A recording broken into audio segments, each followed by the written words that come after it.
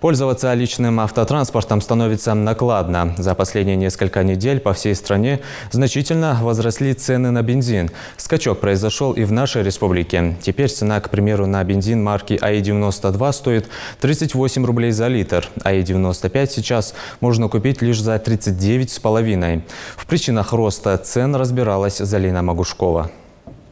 Чаще всего на заправочных станциях водители заправляют свои автомобили бензином марки АИ-92. В сравнении с другими видами топлива это самый дешевый. Литр этого горючего на сегодняшний день в Ингушетии стоит 38 рублей. Всего пару недель назад он был на рубль дешевле. Водители уже ощутили на себе подъем цены. Неделю, по-моему, назад было 37, а сейчас 38.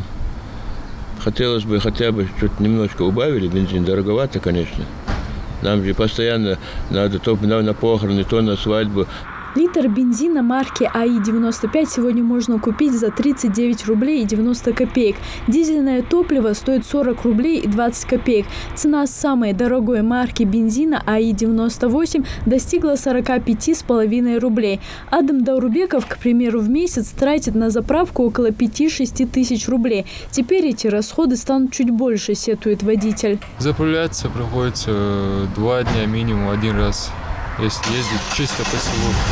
А так, если в дальние расстояния ездить, то в день 2 раза максимум будет заправляться. От Ингушетии на рынке нефтепродуктов Роснефть представлена предприятием «Ингушнефтепродукт». Это один из доминирующих поставщиков топлива в Ингушетии. Эта компания объясняет рост цен на бензин аналогичным повышением входной стоимости.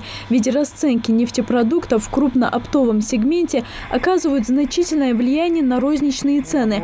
Впрочем, Ингушетия входит в 5 субъектов с минимальной наценкой на бензин в сравнении с другими регионами. У нас на стеле висит 92-38. В сравнении с другими регионами у них уже за 40. То есть у нас разница в 2 рублях. А это очень существенно для семейного бюджета. Для потребителя это очень важная цифра. 95 у нас 39,50 стоит, а в других регионах она стоит уже за 42 рубля.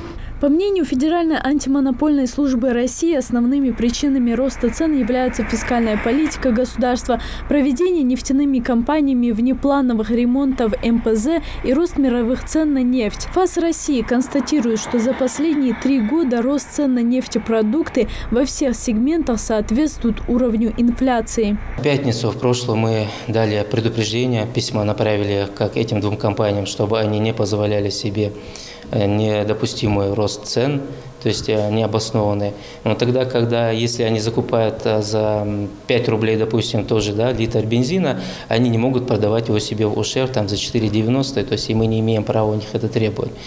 Поэтому в рамках разумного надбавка, естественно, должна быть.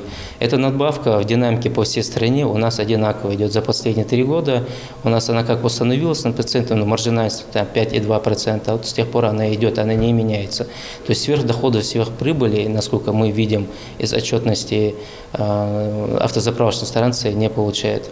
В связи с этим Управление Федеральной антимонопольной службы усилили контроль на рынке нефтепродуктов в целях недопущения нарушения антимонопольного законодательства.